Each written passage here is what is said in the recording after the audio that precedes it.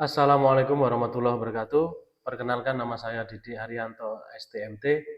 Saya adalah salah satu dosen pada Prodi Teknik Elektro Sekolah Tinggi Teknik Malang.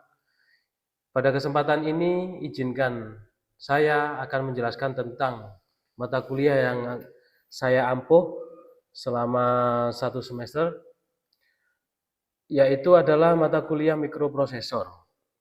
Mata kuliah mikroprosesor ini dengan bobot 3 SKS dengan proses pengajaran yang saya gunakan dengan metode DIE.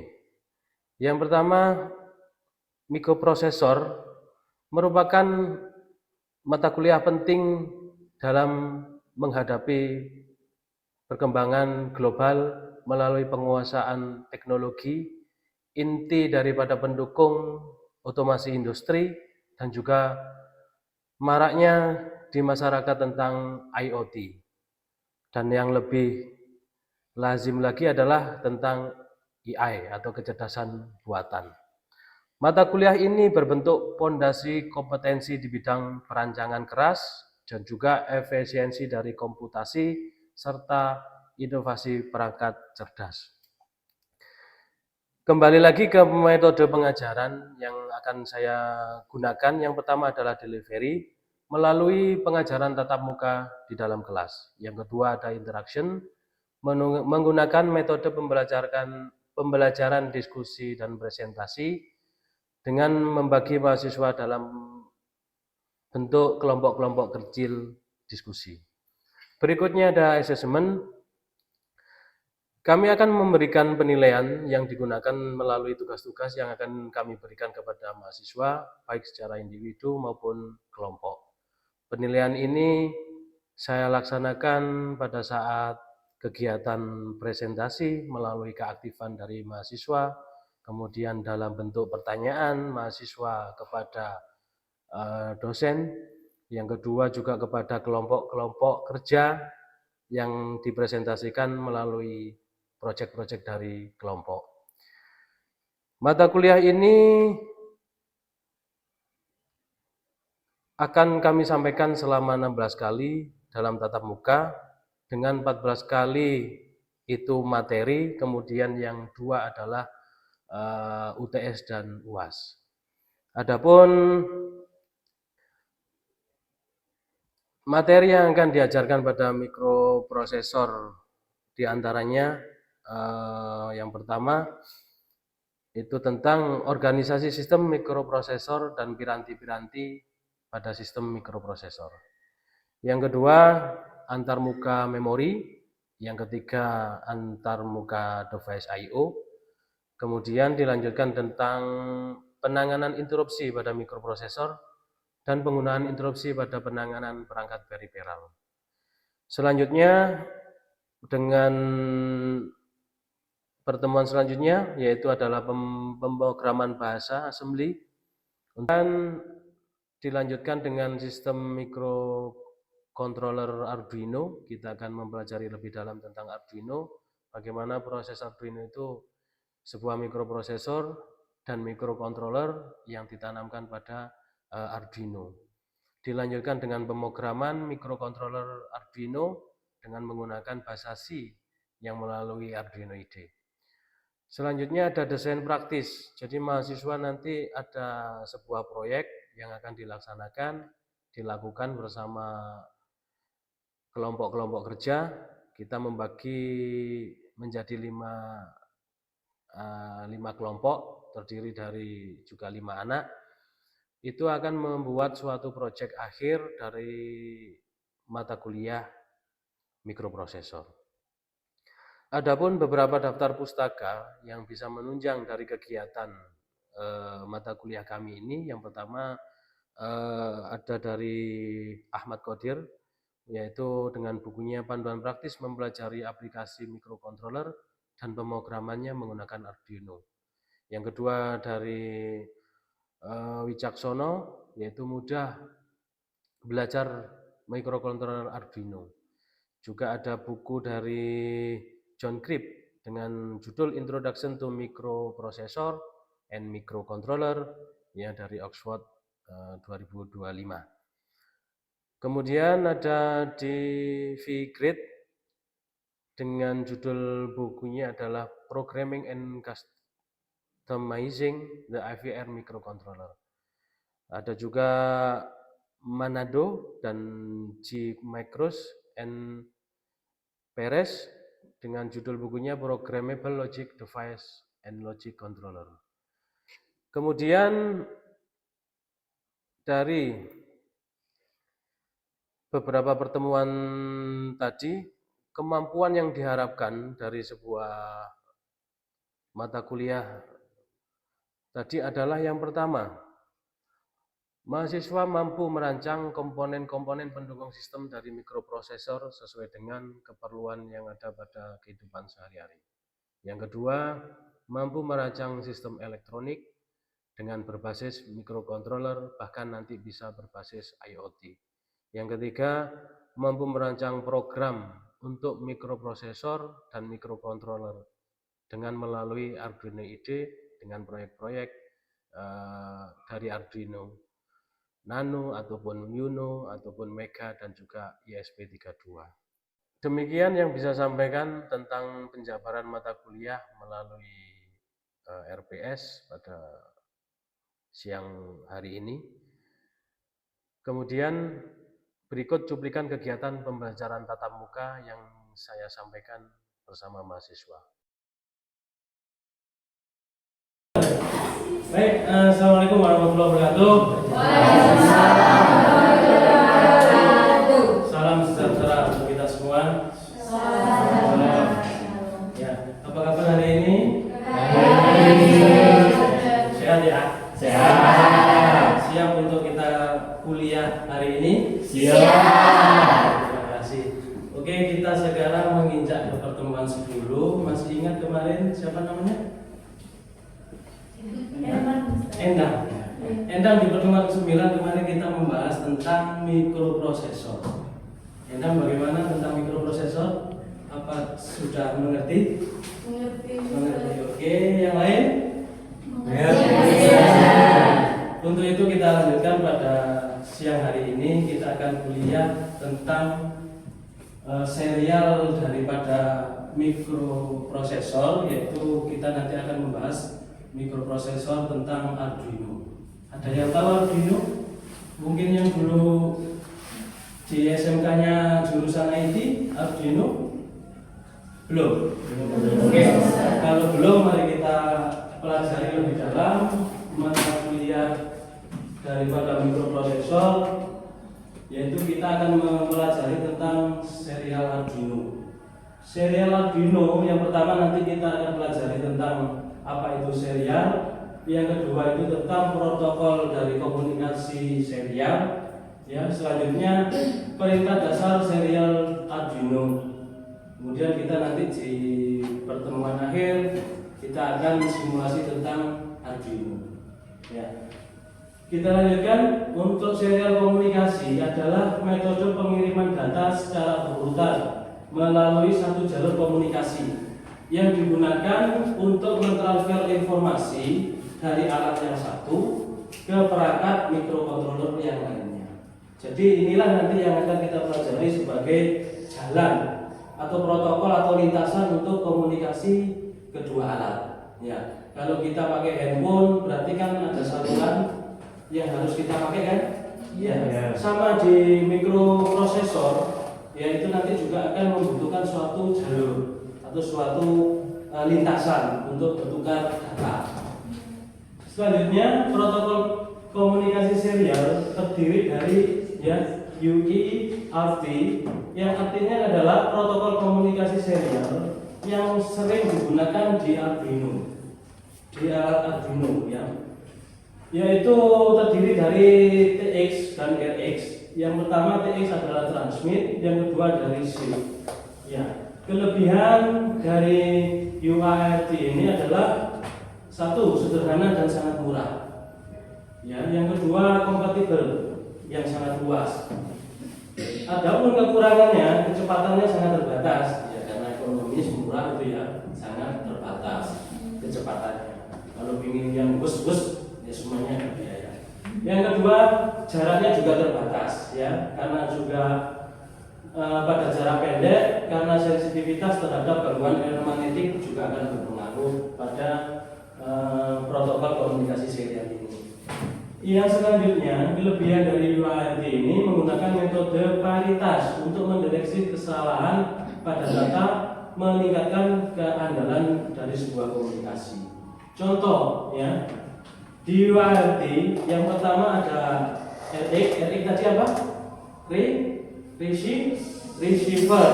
Yang kedua ada TX adalah transmitter. Oke.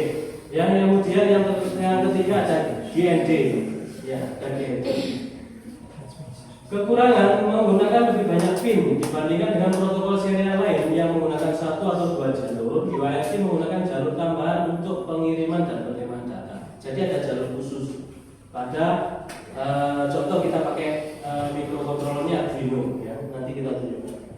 Selanjutnya yang kedua ada SPI, Serial Peripheral Interface, merupakan komunikasi serial yang digunakan untuk pertukaran data antara mikroprosesor dengan berbagai perangkat periferal seperti sensor, memori, dan perangkat lainnya. Jadi nanti mikroprosesor itu kita pakai Arduino adalah sebagai otaknya atau sebagai mini komputernya. Berarti kan ada input, ada output ya. Jadi inputnya nanti bisa berupa sensor, outputnya berupa sebuah lampu. Contoh kita mau mematikan lampu ini secara otomatis, maka ada device I/O, inputnya adalah sensor. Kalau sudah malam, lampu dari kelas ini mati sendiri. Yaitu siapa yang proses? Mikroprosesor. Kita pakai Arduino. Selanjutnya, ya, dari kelebihannya, dia sifatnya adalah full black. SPI dapat mengirim dan menerima data secara bersamaan. Jadi kalau ada beberapa perintah, itu dia masih mampu. Yang kedua sederhana dan efisien, tapi sama juga kekurangannya jaraknya masih terbatas. Ya karena tadi ekonomis ya. Tidak ada standar untuk protokol tinggi pada tingkat tinggi. SPI tidak memiliki standar untuk komunikasi tingkat tinggi. Kita lanjutkan. Selanjutnya ada ya, I2C, kepanjangan dari, bisa dibaca, bisa kelihatan? Nah, ini semua. I2C adalah Integrated Circuit, ya bisa dilihat nanti. Merupakan protokol komunikasi serial yang dirancang untuk menghubungkan perangkat kecepatan rendah dalam satu sistem. I2C menggunakan 2 jalur komunikasi, 1 SDI, yang 2 SGL. Ya. Yang 1 serial data dan 2 untuk serial clock untuk sinkronisasi. Ya.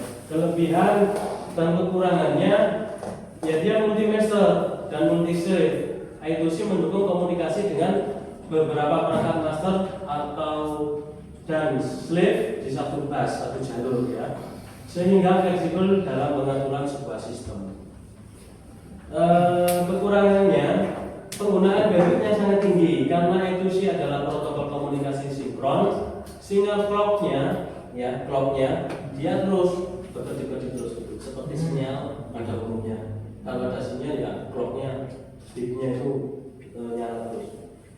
Ya, yang kedua, kekurangan dari sebuah I2C, protokol I2C lebih mudah diatur dibandingkan SPI, kelebihan. Yang kekurangannya, kecepatannya terbatas.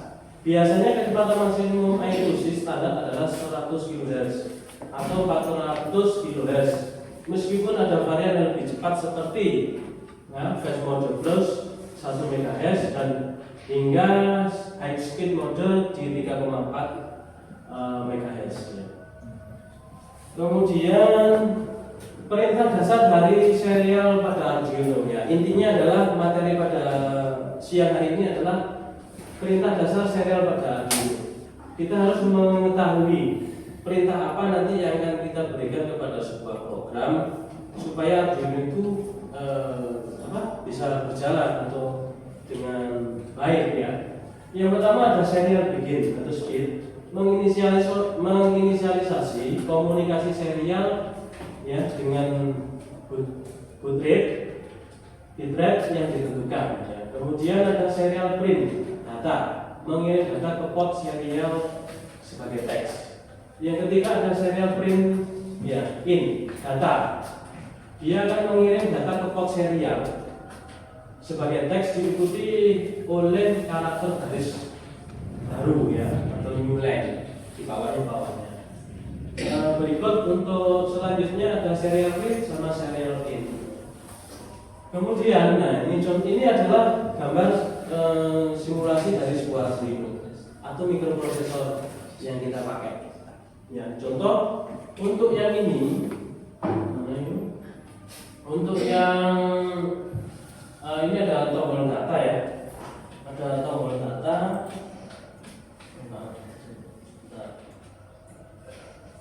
ada pointer lain. Yang ini adalah jalur data untuk mengisi di komputer itu nanti kita pakai ini. Yang kedua nanti ini ada lampu LED yang simulasi jalur data lampu LED. Kemudian kita akan membaca data yang dikirimkan melalui serial monitor dan data tersebut akan digunakan untuk menyalakan dan mematikan lampu LED. Ya. Bagaimana nanti ini bisa bekerja? Coba kita lihat. Ini adalah tampilan dari Arduino, program dari Arduino. Jadi nanti Windows itu diinstal dengan namanya programnya Arduino. Ya. Jadi semuanya nanti bisa di sini ada toolbar ya. Kemudian ada komunikasinya di sini. Kemudian ini adalah tampilan dari programnya. Jadi program nanti kita tuliskan di sini. Kita mulai dengan quick setup, nanti ditutup juga dengan ini ya, pura-pura biasanya yang pertama. Contoh diagram untuk simulasi sensor cahaya. Bagaimana nanti Arduino ini akan menyalakan lampu ini secara bersamaan atau tidak ataupun tidak bersamaan. Contoh ketika ini adalah sensor. Nah ini adalah serial busnya tadi itu di sini serial dari Arduino. Kalau input masuk di sini kemudian diproses dan dikeluarkan outputnya dalam bentuk lampu. Ya. Nah kemudian ini bisa diprogramkan program simulasi dari sensor cahaya. Misalnya kita string received data, kita mulai dari point setup, kita inisialisasi, kemudian serial begin. Ini adalah jalurnya tadi yang serial dari Arduino jalurnya. Ya. Oke. Nah ini inisialisasi pin. Jadi alamatnya itu harus jelas karena serial tadi kita ya. Contoh sensor itu harus dialamatkan di mana. Kalau seperti ini integer red pin 13, kemudian integer yellow pin 12, integer green pin 11 ya, blue pin 10 dan integer LDR pin 0. Nah, jadi inputannya pakai LDR sensor nah, ini pakai sensor LDR. Ada yang ditanyakan dari sini? Silakan bertanya. Belum ya, kita lanjutkan ya yang sesi terakhir. Oke, nah ini adalah dari sebuah program dari serial Virgin tadi yang serial bus ya, melalui pin mode yang tadi itu berupa input, kemudian jalur mana yang output, semuanya alamatnya jelas. Baru program itu juga akan menginisialisasi kalau ini adalah input, kemudian ini adalah output, ya maka akan diproses oleh begitu. Kemudian dan seterusnya ini ketika LDR itu statusnya lebih kecil atau sama dengan dari 300 ya lux bisa disimulasikan. Nah, itu maka red pin low ya, apa artinya low itu? Kalau low itu berarti kalau di masih ingat kan bilangan dia masih logika apa namanya elektronika digital LD. Kita pernah belajar yang artinya 0 itu adalah mati, 1 itu adalah hidup. Ya. Atau artinya 0 itu tidak ada tekanan, tidak ada tekanan.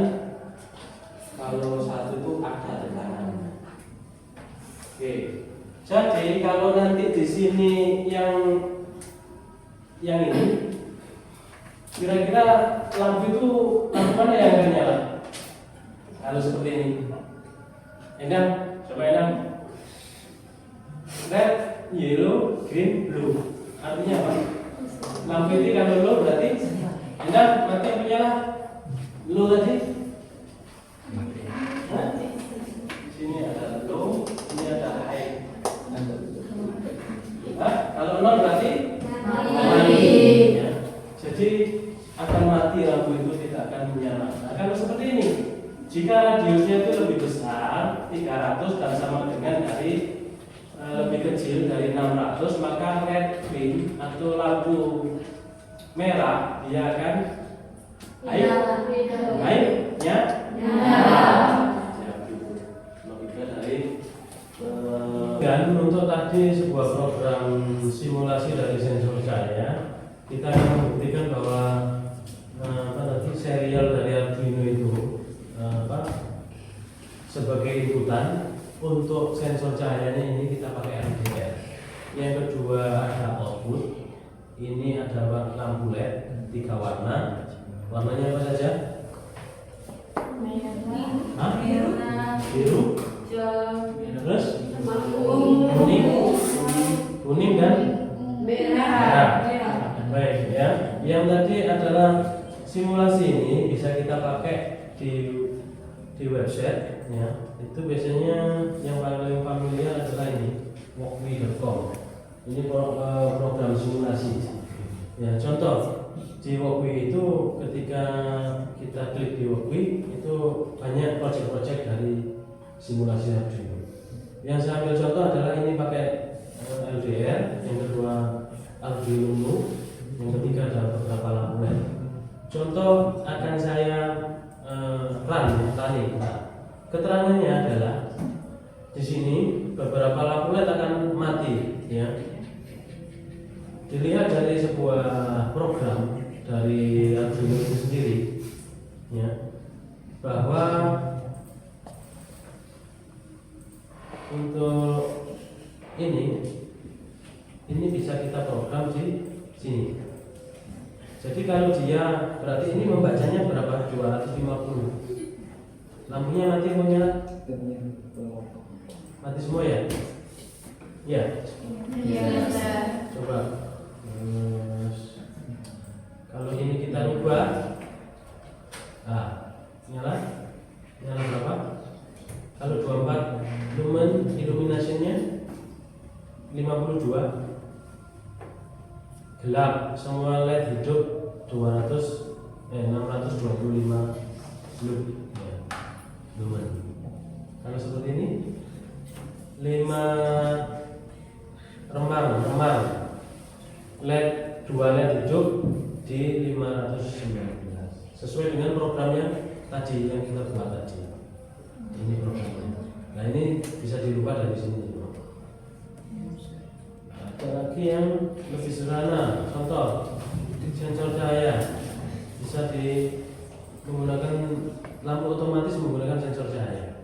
Nah, ini yang tadi. Contoh ini berarti di A5, sensornya di A5, alamatnya di A5.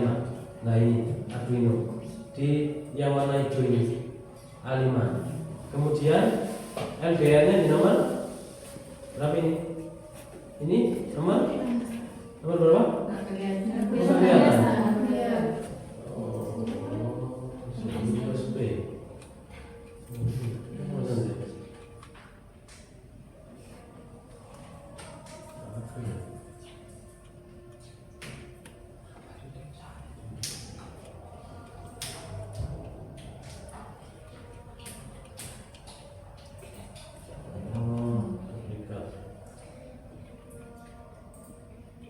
Contoh.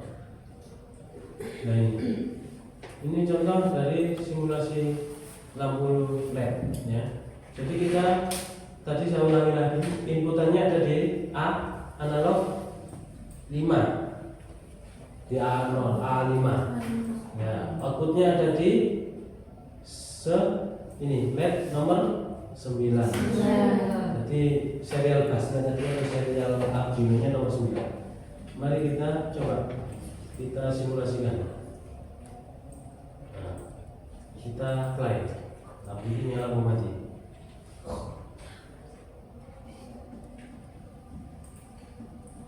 Ini jika nilai lebih kecil dari 500 maka LED ini akan nyala, high itu nyala. Nah, kita play lagi.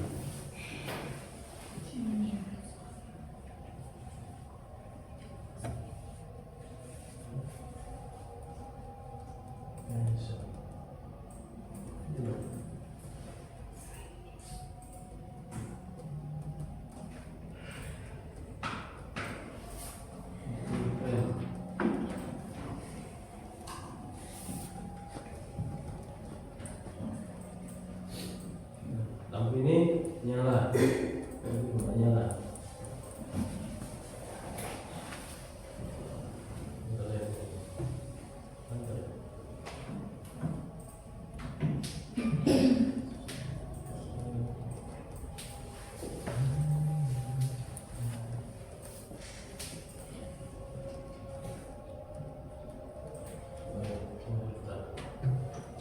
Nah ini, kalau ini sensor gerak. Nanti bisa bertemu lagi minggu depan. Kalau ada yang ditanyakan bisa kita diskusikan minggu depan. Ya, kurang lebihnya saya mohon maaf. Terima kasih untuk hari ini. Tetap bahagia, ya, jaga kesehatan. Amin. Saya akhiri wa akhiron. Assalamualaikum warahmatullahi wabarakatuh.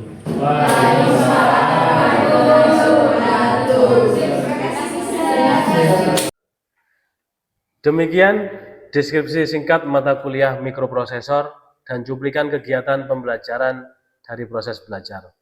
Semoga dapat menjadikan gambaran teknis pengajaran yang dilakukan di kampus kami. Terima kasih sebesar-besarnya kepada tim dan penilai Panitia Sertifikasi Dosen tahun 2006. Wa akhiran, assalamualaikum warahmatullahi wabarakatuh.